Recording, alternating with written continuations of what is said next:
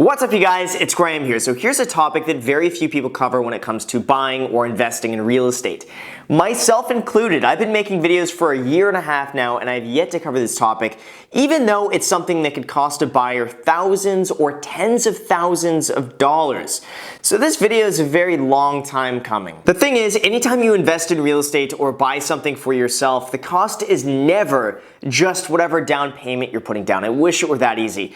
The reality is that there are some substantial costs that seem to just come out of nowhere that if you don't budget for, I promise you will be caught off guard anytime you're buying something. So I'm going to be covering just about every unexpected hidden cost that most people aren't mentioning to you until the bill comes due and you have to pay it. So with that said, let's get right into it, and I will try to keep a tally of the ongoing costs on, I hope it's this side of the screen. I could be totally wrong. I'll try to keep it right here so we can keep a total of the average $500,000 home and what that is going to cost you. So first things first, let's say you've been looking at properties or writing offers. Sellers are denying them even though they should have taken your offer, and then finally out of nowhere you end up getting something accepted. What's the first cost that you might have to incur? And that is inspections. This is the point where you get to inspect the property for any defects, repairs, or anything that's wrong with it.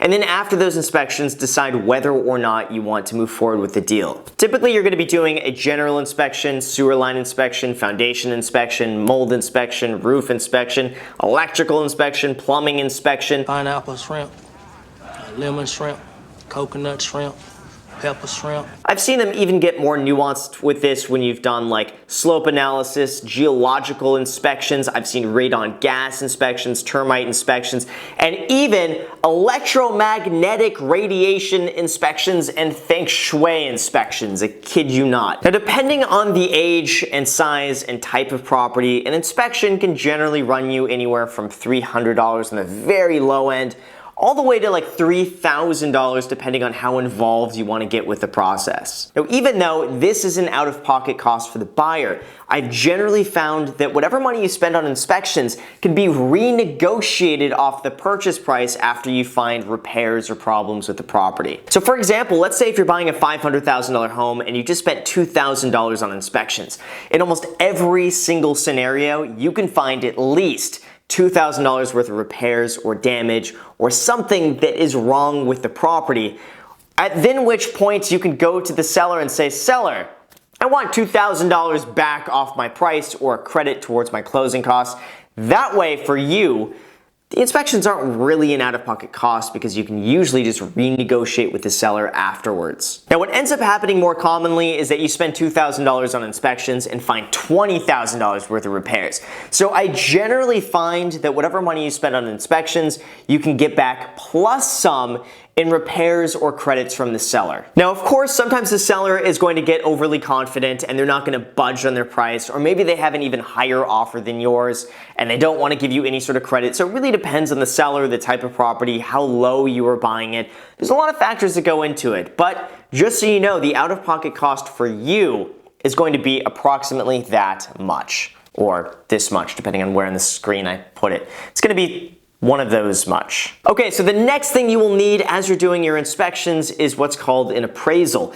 Anytime you're getting a loan from the bank, they're going to have an appraisal done on the home to make sure it's actually worth what you are buying it for. Otherwise, there's nothing stopping you from buying a $500,000 home but writing a purchase price at like $1 million, and then all of a sudden the bank gives you a loan on $1 million, and then let's say the home burns down or you just stop making payments, and the bank realizes, wait a second, the home was never worth this to begin with. We just lost a ton of money. So appraisals are usually done within a few days to maybe a week after you get your offer accepted, and typically run anywhere from like $400 to $1,000 depending on the type of property, if it's multifamily, how large it is, the area, the bank. There's a lot of factors that go into this, but generally that's the range that you could expect. Now, if you're a really good bank client, if you have a great credit score, if you have a lot of money with the bank, if you have a good relationship with the bank, every now and then they will waive the appraisal fee. I've seen this happen. I've had this done for me a few times.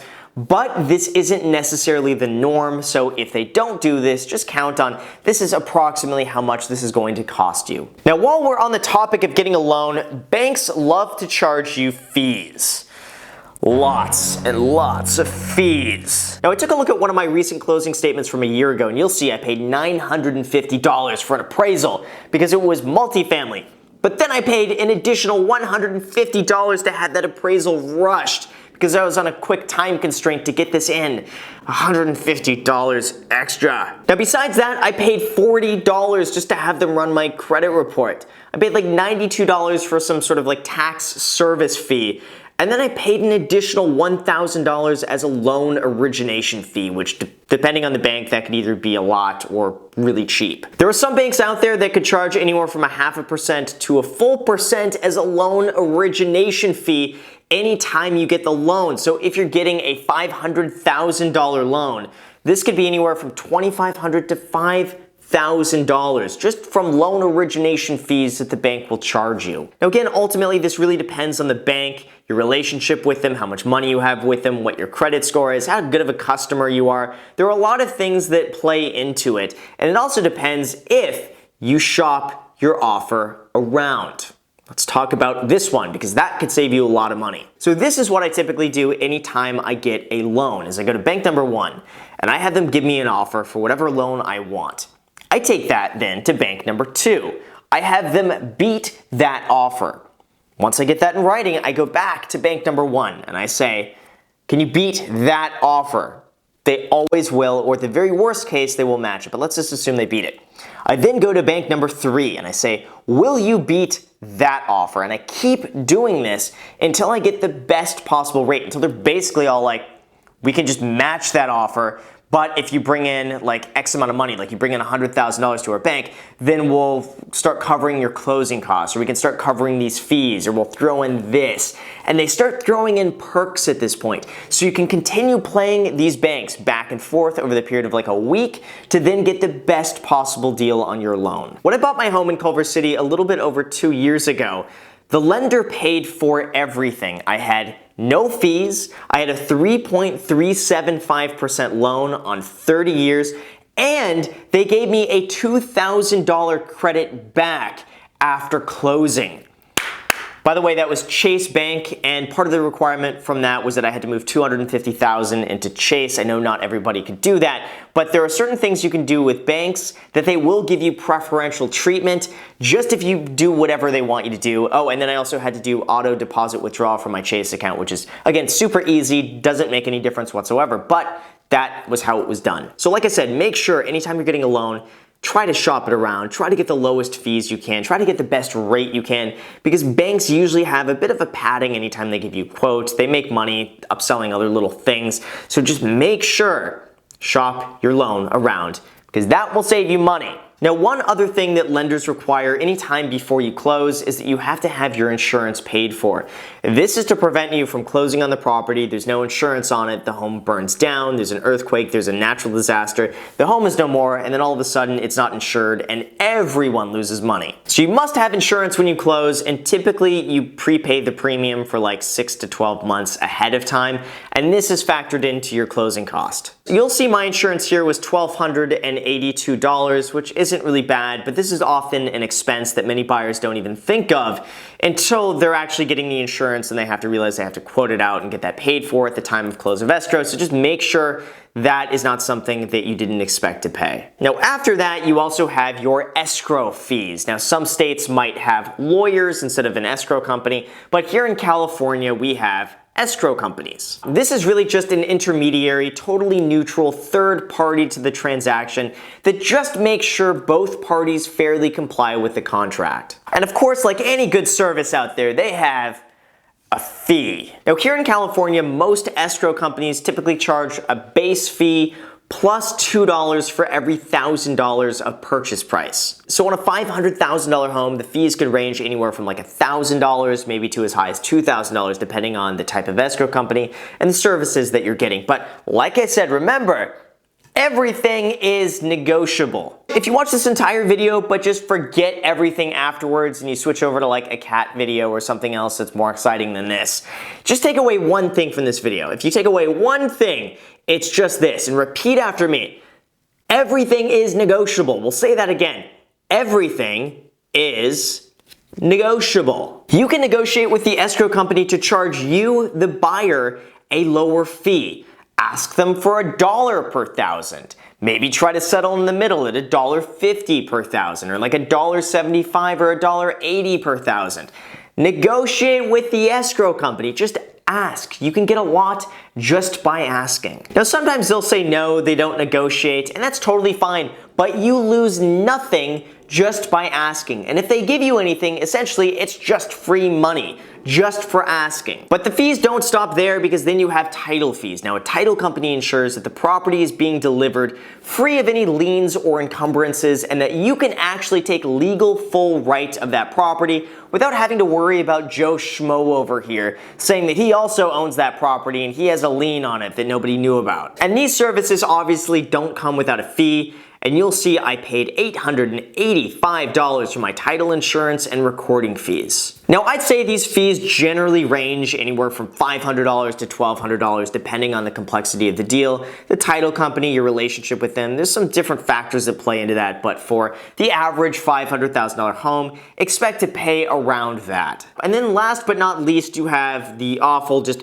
miscellaneous fees that just tend to crop up out of nowhere. Like we have here a $250 notary fee, a $65 messenger fee, a $30 audit fee, a few $100s for recording fees. So let's just add this up. Let's just say it's on average an extra $500 in random, miscellaneous, little tiny things that just added up. Sometimes, not all the time, so I don't want to make the general assumption that this happens to everybody, but sometimes escrow companies will charge you just generic fees as part of the service, whether or not you actually end up using them. So if you don't end up using it, just itemize each part that you didn't do and then ask the escrow company for a refund. Again, not all escrow companies do this, but I have seen quite a few where these little things tend to slip through the cracks as just a base level service that they offer, again, whether or not you actually use those items. So now you're gonna see here, we have quite the wide range in expenses. Now I'm taking a typical home in California,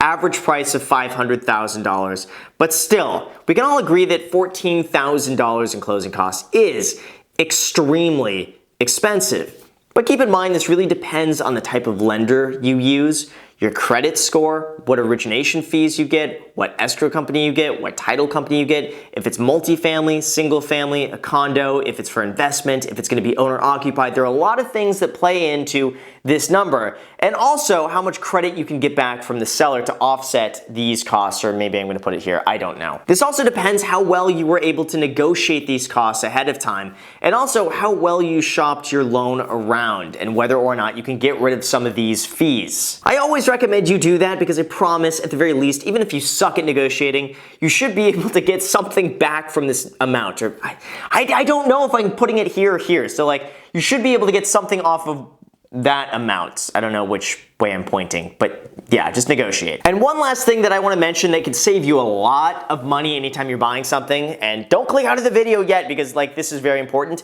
is negotiate with the seller during your inspection period to cover your closing costs. Now, I typically do this after I get my offer accepted and after I've done my inspections, but before I've removed my inspection contingency. Whatever repairs or damage is done to the property, I will ask the seller to preferably issue a credit, and it's called towards non-recurring closing costs. This means that if you have, let's say, a $5,000 closing cost associated with your deal, you can ask the seller, just give me a credit for this. That way you don't have to come out of pocket for those items. Now you have to be a little bit careful here, because in California, the seller can only credit you up to the amount of non-recurring closing costs, which means that they only can credit you for fixed one-time costs of your deal. They can't credit you towards like several years of property tax in the future. They can't credit you towards like insurance payments over the next few years. So whatever your closing cost is going to be, I generally recommend taking a credit up to that amount, and anything over that amount you do is issued as a reduction of the purchase price. So let's just say, as an example, you're buying a $500,000 property, you spend $2,000 on inspections, and those inspections uncover that you need $20,000 worth of repair. You go to the seller and you say, seller, I want $20,000. And they say, okay, buyer, we'll give you $20,000. How do you want it? If you see that you have $10,000 worth of non-recurring closing costs, you will say to the seller, I want $10,000 towards my non-recurring closing costs, and then I also want a $10,000 reduction in the purchase price. This totals $20,000, but your closing costs are paid for, so you don't have to come out of pocket for those amounts. And just by doing this, just by watching this video and implementing some of these things, this could save you thousands or tens of thousands of dollars anytime you're buying real estate. And all I ask from you guys, if this is helpful, just hit the like button, just comment whatever you want down below, just do anything to increase engagement on these videos, and that's it. So with that said, you guys, thank you so much for watching. I really appreciate it. If you guys enjoy videos like this, just make sure to subscribe and smash that notification bell so YouTube notifies you anytime I post a video. Also, feel free to add me on Snapchat and Instagram. I post it pretty much daily, so if you want to be a part of it there, feel free to add me there. And then finally, I have a private Facebook group in the description for anyone who's interested in real estate investing, real estate mentoring, real estate everything, basically real estate. So if you want to add yourself to that, the link is in the description. Thank you again for watching, and until next time.